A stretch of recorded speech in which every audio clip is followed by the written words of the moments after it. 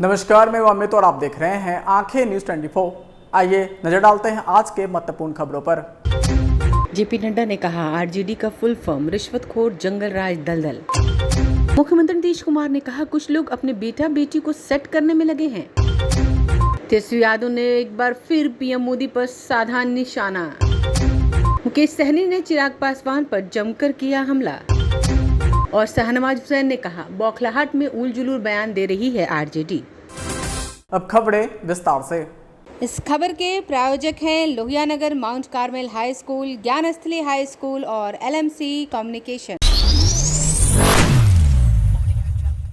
अररिया के पलासी धर्मगंज मैदान में भाजपा के राष्ट्रीय अध्यक्ष जेपी नड्डा ने भाजपा प्रत्याशी प्रदीप कुमार सिंह के जन्म पक्ष में जनसभा को संबोधित किया। इस मौके पर जेपी नड्डा ने केंद्र सरकार के द्वारा किए जा रहे कार्यों की जानकारी लोगों को दी। वहीं विपक्षी दलों पर जमकर हमला बोला। उन्होंने कहा विपक्षी जितनी भी पार्टियां हैं सभी परिवारवाद पर केंद्रित हैं।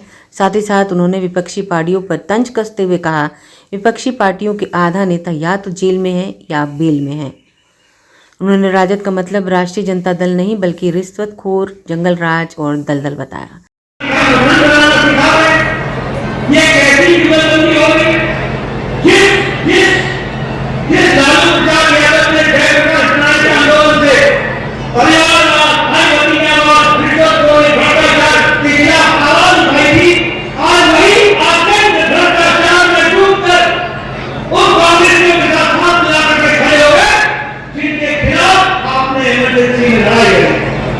क्या आपका समय आ गया? क्या ये राष्ट्रीय जनता दल क्या है?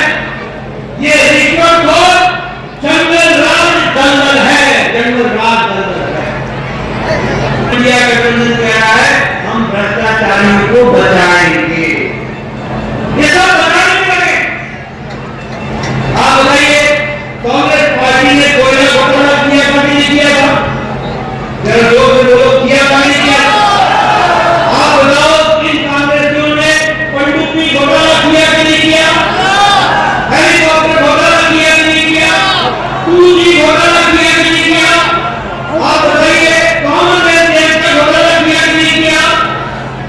ना अंतरिक्ष छोड़ा, ना आसमान छोड़ा, ना समुद्र छोड़ा, ना पाताल छोड़ा, ना धरती छोड़ी।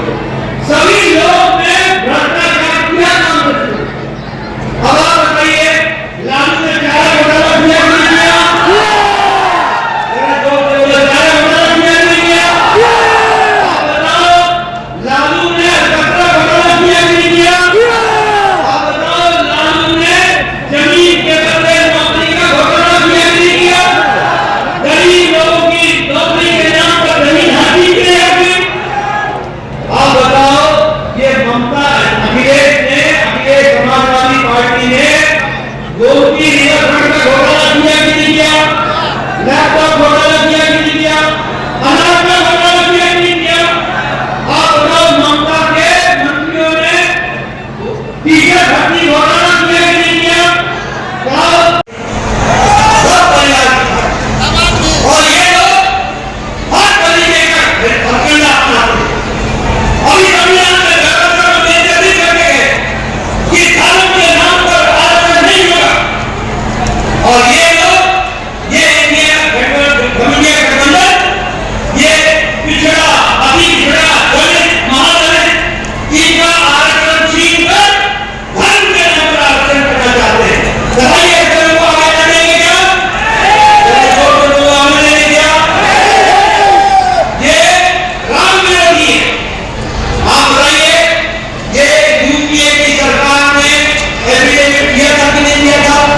राम काल्पनिक है, राम का कोई ऐतिहासिक आधार नहीं है, राम का कोई वैज्ञानिक आधार नहीं है।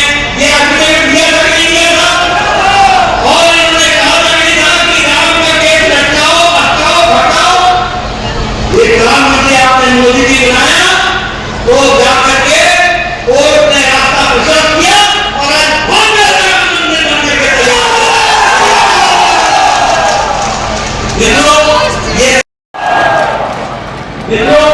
ये सनातन विरोधी है। क्या कहते हैं? सनातन डेंगू है, सनातन ये फ्लू है,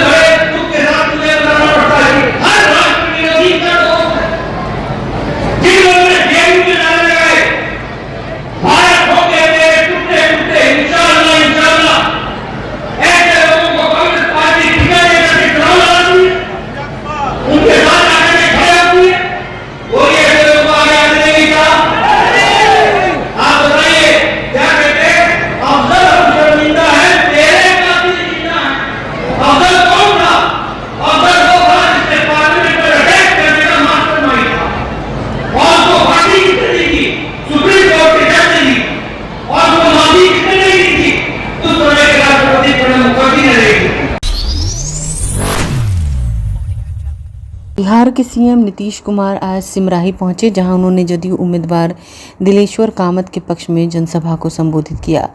दरअसल आज सिमराही के लकी चंद हाई स्कूल प्रांगण में जदयू उम्मीदवार दिलेश्वर कामत के पक्ष में जनसभा का आयोजन किया गया, जिसमें सीएम नीतीश कुमार सहित जल संसाधन मंत्री विजय चौधरी, ऊर्जा मंत्री विजेंद्र यादव सहित जदयू के तमाम विधायक और नेता शामिल हुए। इस दौरान सीएम नीतीश कुमार एक तरफ जहां लोगों से जदयू उम्मीदवार को वोट देने की अपील की, वहीं अपने संबोधन में उन्होंने विरोधी पार्टियों पर जमकर हमला बोला। उन्होंने कहा 2005 के पहले बिहार की स्थिति क्या थी, किसी से छुपी नहीं है। लोग शाम को घर से बाहर नहीं निकलते थे। कुछ लोग अपनी पत्नी, बेटा, बेटी को सेट करने में लगे हैं। उन लोगों के लिए उनका परिवार ही सब कुछ है। उन्हें बिहार के लोगों से कोई मतलब नहीं। इस दौरान सीएम नीतीश कुमार ने अपने संबोधन में कांग्रेस पर भी हमला बोला। उन्होंने कहा कांग्रेस वाले आजकल करते फिरते हैं कि जाति आधारित गणना कराएंगे। ये लोग खाली बोलते हैं। हमने तो बिहार में जाति आधारित गणना कराया और आरक्षण का दायरा बढ़ाया। इससे अब लोगों को फायदा मिल रहा है। सीएम ने जनसभा में लोगों से जदयू उम्मीदवार दिलेश्वर कामत को वोट देने की अपील की। ब्यूरो रिपोर्ट, आंखें न्यूज़ 24। जगह जगह ज्यादा करके हम देखे, शुरू में जो बना उससे और बढ़िया करने लगे, तो ये काम एक जगह, हर जगह पंचायत सरकार भवन का निर्माण पूरे तौर पर ये सब काम हो जाएगा। तो ये सब काम हम लोग कर रहे हैं और हम लोग भाई तेजी से काम कर रहे हैं। हम लोग छोड़ेंगे नहीं, कोई काम कर रहे हैं, सब काम करेंगे। और हम लोग तो आपके बीच में आए हैं कि भाई हम लोग तो इतना दिन काम करते हैं और कहीं थोड़ा बहुत अभी सब लोगों से मालूम है, यहाँ तो देखे ही है, हुआ ही है। तो कोई भी चीज को खत्म नहीं होगा। अब आप चिंता क्या के लिए करते हैं? विजेंद्र बाबू कोई चीज हम छोड़ेंगे ही, आप लोग का सब काम हो ही जाएगा। हम लोगों को सब चाहते हैं, जो भी बोलते हैं उसको तुरंत कैबिनेट से होता है पास। हम तो आ करके एकदम एक एक चीज को तो देख ही लेते हैं, तो इसलिए कोई चीज की कमी नहीं रहेगी। सब चीज हम लोग करेंगे। तो हम तो यही अनुरोध करने आए हैं कि सुपौल लोकसभा क्षेत्र से हम लोगों के एनडीए जनता दल उम्मीदवार श्री दिलेश्वर कामत जी को वोट देकर के विजयी बनाइए। हम तो चाहते हैं कि पूरे बिहार से 40 सीट है, तो 40 का 40 सीट हम लोग जीतेंगे और पूरे देश में 400 सीट हम लोग जीतेंगे और आदरणीय प्रधानमंत्री नरेंद्र मोदी जी फिर प्रधानमंत्री बनेंगे और मिलजुल करके देश का विकास। और हम लोग के साथ से कभी दर होने वाले नहीं है।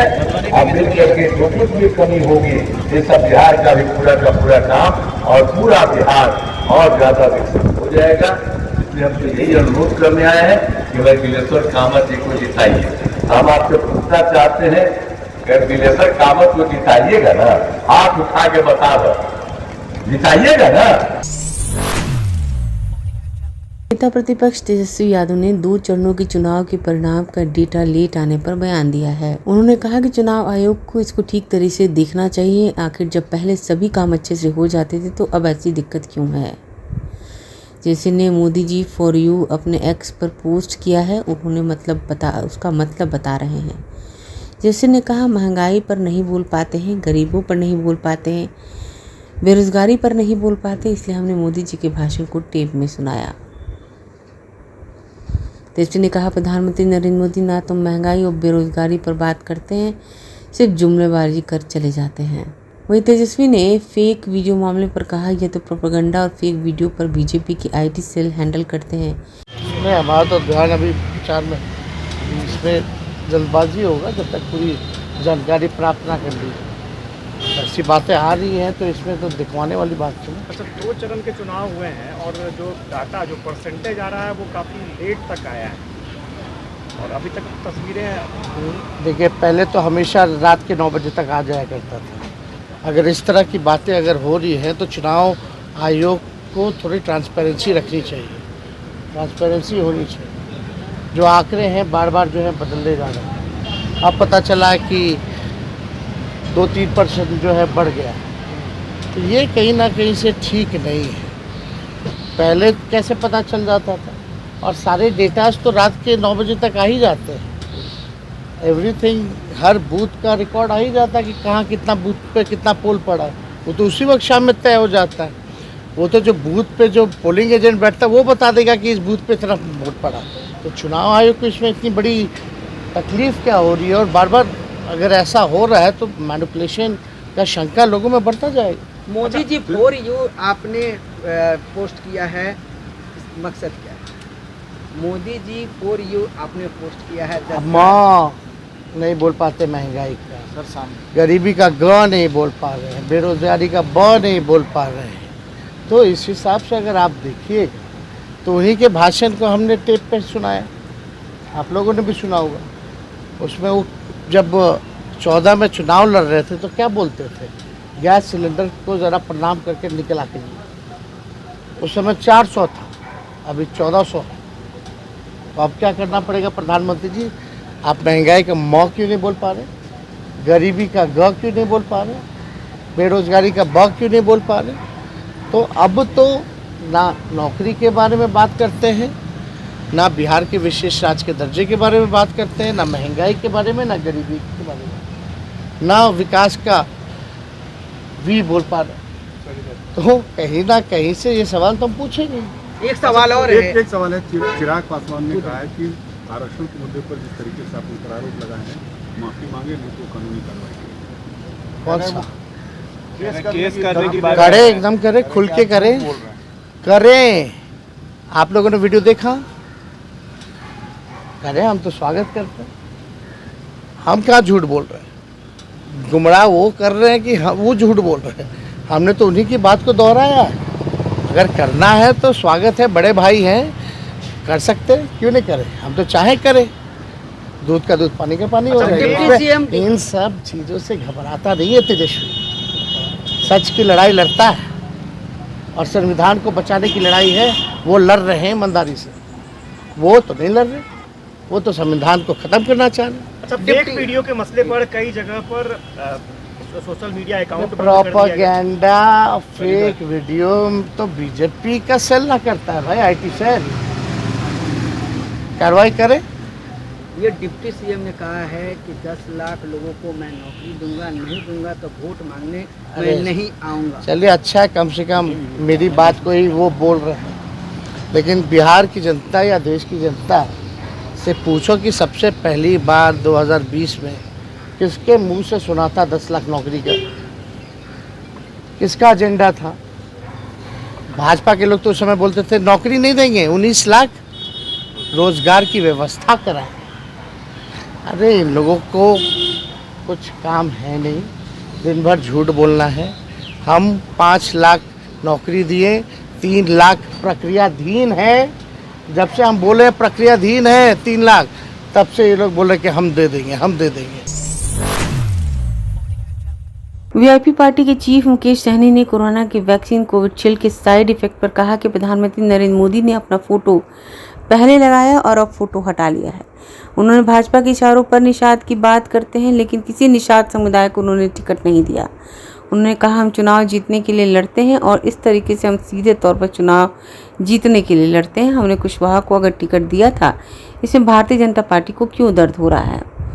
चिराग पासवान पर मुकेश सहनी ने बोला हमला कहाँ सोने के चम्मच से पैदा हुआ है। चिराग पासवान पर कटाक्ष करते हुए मुकेश सहनी ने कहा मुंबई गए थे हीरो बनने के लिए, फ्लॉप हो गई।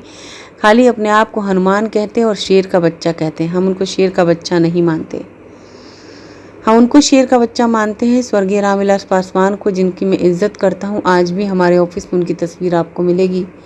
आज भी पार्लियामेंट के उनके भाषण सुनते हैं और जो सीना चौड़ा हो जाता है। आप शेर के बच्चे बोलकर खाली घूमते हैं। आप पिता के रास्ते पर चलिए। आपके पिता और पार्टी को ख़त्म करने वाला, कुर्सी हटाने वाले पीछे पीछे आप घूम रहे हैं। अगर शेर का बच्चा आपको बनना है तो स्वर्गीय रामविलास पासवान के रास्ते पर चलिए, जैसे हम लोग चल रहे हैं, दलितों की लड़ाई लड़ रहे हैं। अभी आप 3 दिन पहले देश के गृह मंत्री जी बिहार आए थे, झंझारपुर में आए थे। उन्होंने स्पष्ट बयान दिया कि हम जातिवाद को ख़त्म करेंगे और मेरिट पे हम राजनीति करेंगे।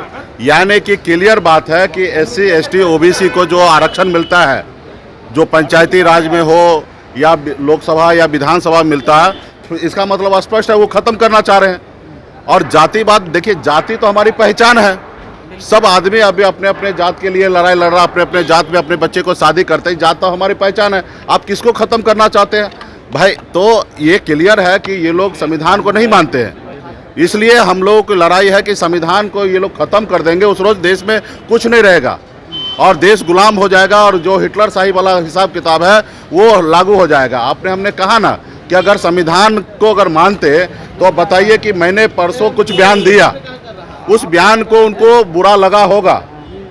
हमने ऐसा कोई बयान नहीं दिया जो उनको बुरा लगेगा। हमने तो कई बार बोला कि मोदी जी शाहरुख खान सलमान खान के जैसे लगते हैं, तो सलमान खान शाहरुख खान हो गए। हम वो खुद ही बोलते रहे कि हम चौकीदार हैं। तो मैंने बात ताली बजाने की बात किया, उसने अपने ऊपर ले लिया कि हमको इस तरीके से कहा गया, हमने उनके जैसे कहा। तो ये देखिए कि अभी हमारा बात विवाद हो सकता था। हमें Y+ सुरक्षा मिला था और Y+ सुरक्षा कोई किसी मोदी जी का नहीं था, वो भारत सरकार का था, देश के जनता के खर्चे से वो चल रहा था। तो अगर वो अगर दिया गया तो कोई प्रक्रिया था, हमारे जान माल का खतरा था इसलिए उन्होंने दिया। और अगर हटाने की भी बात होगा तो उसके लिए भी एक प्रक्रिया होगा कि हमारे ऊपर अगर खतरा नहीं है तो हटाया जाए। और हटाने के लिए भी सिस्टम बना है कि अगर Y+ है तो Y कीजिए, फिर उसके नीचे लाइए, उसके बाद फिर उसको ख़त्म कीजिए। तो वो आपने प्रक्रिया नहीं निभाया। आप एकदम हिटलर के जैसा, राजा के जैसा, मालिक के जैसा, देश का मालिक के जैसा आपने एक बार में बगैर नोटिफिकेशन दिए हुए आपने विड्रॉल कर लिया। तो यही हमको दिक्कत है ना कि आप देश का संविधान को क्यों नहीं फॉलो कर रहे हैं। आज आप दो मुख्यमंत्री को क्यों जेल में डाल दिए हैं? क्यों आपने जनता का वोट दिया हुआ विधायक को, सांसद को आप क्यों अपने पैसा के दम पर खरीद ले रहे हैं? आपके पास इतना पैसा आ रहा है, आप अडानी हो, अंबानी हो, बड़े बड़े उद्योगपति को डरा के, धमका के, नोटिस भेज के और उससे आप चंदा ले लेते हो। वही चंदा का पैसे से देश के जनता का अपमान करते हो। ये क्यों करते हो? जो चंदा नहीं देता उसको आप जेल भेज देते हो, या जो किसी को बड़ा बड़ा टेंडर दे देना, बड़ा बड़ा ठेका दे देना, एयरपोर्ट को लीज पे दे देना, और उसके कारण आप उससे बड़ा पैसा उगाही करते हो।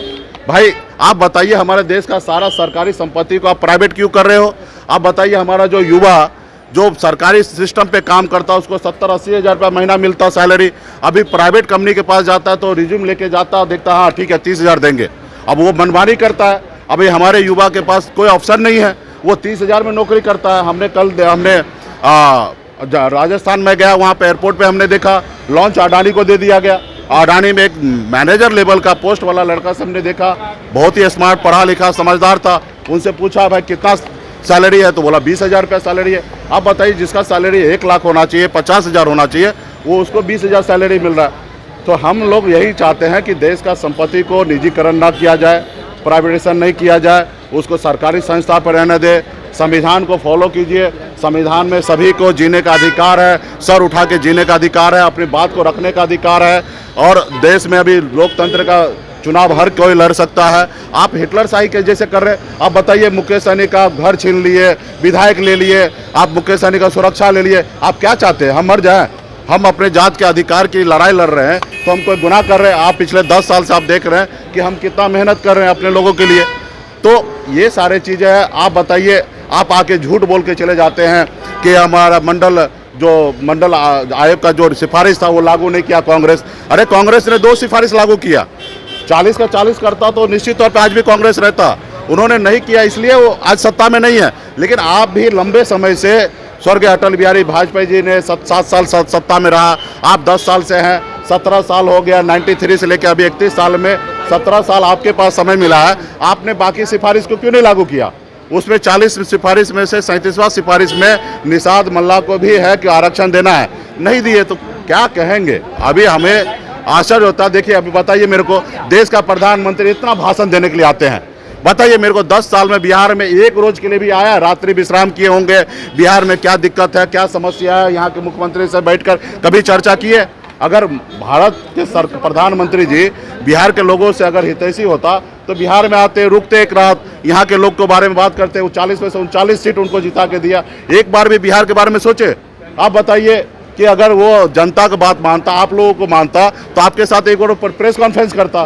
पूरा दुनिया का प्रधानमंत्री प्रेस कॉन्फ्रेंस करता। आप बताइए, देश में 10 साल में हमारे प्रधानमंत्री एक बार प्रेस कॉन्फ्रेंस किया, जनता का बात, आप लोगों का सवाल का जवाब दिया? हम देखिए, आज सुबह शाम आते हैं, आप जो पूछते हैं हम उसका जवाब देते हैं। तो इसलिए प्रधानमंत्री जी को ये सारा चुना। बीजेपी ये कह रही है कि आप लोग -0 में इस बार जाएंगे। वो देखिए, हम लोग जनता को मालिक मानते हैं और वो लोग ईवीएम को मालिक मानते हैं, उसके पास पैसा उसको मालिक मानते हैं। उनको जो करना है वो करने दीजिए। हम जनता के ऊपर छोड़ रहे हैं, गरीब किसान के ऊपर छोड़ रहे हैं, हमारे युवा के ऊपर छोड़ रहे हैं। युवा को, किसान को, सभी जनता को सोचना है कि हमको क्या करना है। हम सिर्फ जो मोदी जी 2014 में बोले वही जा रहे हैं जनता के बीच में बोलने के लिए, और जो मोदी जी गलत कर रहे हैं वही मैं दिखाने के लिए जा रहा हूं, मोदी जी का तीसरा आंख बंद करके कि मैं जनता के बीच में जा रहा हूं कि ये मोदी जी गलत कर रहे हैं और जनता को निर्णय लेना, जनता मालिक है। नॉमिनेशन कर रहे हैं चिराग पासवान, वो करे, नॉमिनेशन करे, उससे हम आप हमको पता चल गया, बीजेपी के ऑफिस से आए हैं और पूरा बीजेपी के एजेंडा पे बात कर रहे हैं, उसका भी जवाब दे देता हूँ। 2020 में हमने 11 सीट पर लड़ा, 4 निषाद को चुनाव लड़ाया और चारों चुनाव निषाद जो है हार गए, इसलिए कि उनके पास संसाधन नहीं होता। अंतिम समय में टिकट देने के बाद वो तैयारी नहीं हो पाता। आपको इस बार भी पता होगा कि 3 सीट हमको मिला। अंतिम आवर में हम इंडिया गठबंधन में आए, 3 में 1 सुरक्षित है, वहाँ लड़ ही नहीं सकते। 2 जगह ऐसा सीट था जहाँ पे हमको वहाँ पे जीतने के लिए लड़ाई लड़ना है, फॉर्मेलिटी निभाने के लिए लड़ाई नहीं लड़ना है। भाजपा ने भी एक भी कुशवाहा को टिकट नहीं दिया, तो हम फॉर्मेलिटी निभाने के लिए चुनाव नहीं लड़ते, जीतने के लिए लड़ते। और हमने क्या बनिया समुदाय को टिकट दिया तो बीजेपी को तकलीफ है क्या? हमने कुशवाहा समाज को टिकट दिया तो तकलीफ है क्या? हम पार्टी को जिताने के लिए चुनाव लड़ रहे हैं, फॉर्मेलिटी निभाने के लिए नहीं लड़ रहे। हम तो खुद भी चुनाव नहीं लड़े, तो इसका ये मतलब थोड़े कि चुनाव ही लड़ना है। हमारे एजेंडा है समाज को, हर वर्ग को, लोगों को मदद करना, उसको आगे पहुंचाना।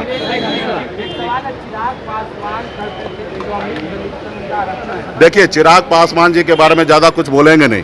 वो सोना का चम्मच लेके जन्म लिए हैं, बॉम्बे गए थे हीरो बनने के लिए, वहाँ से फ्लॉप हो गए हैं। खाली अपने आप को हनुमान कहते हैं और शेर का बच्चा कहते हैं। हम नहीं मानते, हम शेर का बच्चा उनको मानते हैं, स्वर्गीय रामविलास पासवान जी को, जिनको मैं इज्जत करता हूँ। आज भी हमारे ऑफिस में जाइए, उनकी तस्वीर आपको दिखेगा। आज भी उनका भाषण पार्लियामेंट का सुनते हैं ना, तो सीना चौड़ा हो जाता है कि कोई शेर का बच्चा पार्लियामेंट में इस तरीके से बोलते रहा है। आप हनुमान बन के घूम रहे हैं। आप पहले अपने पिताजी के बताए हुए रास्ते पे चलिए।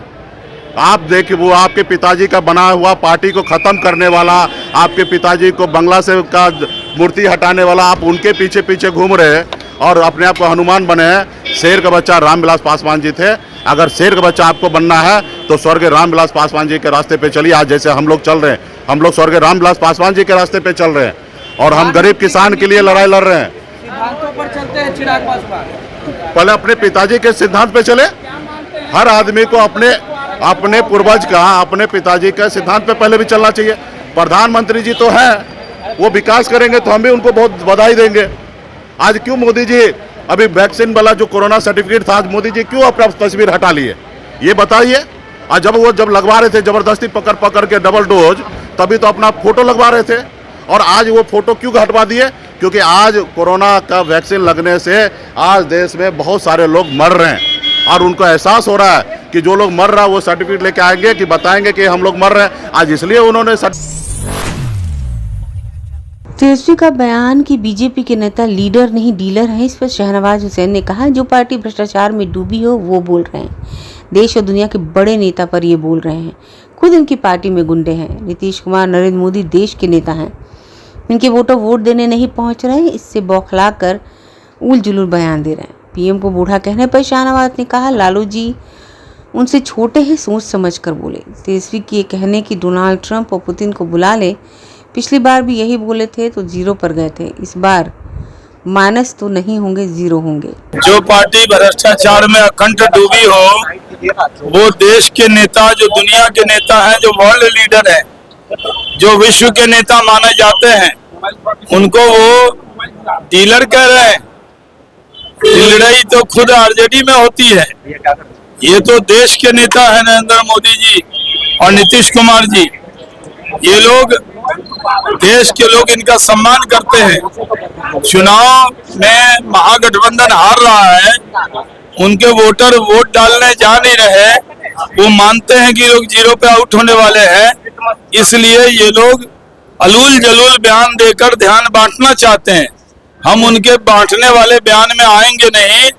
कभी मुकेश सहनी भाषा की मर्यादा तोड़ते हैं, कभी ये अपने तेजस्वी यादव जी भाषा की मर्यादा तोड़ते हैं, ये सही नहीं।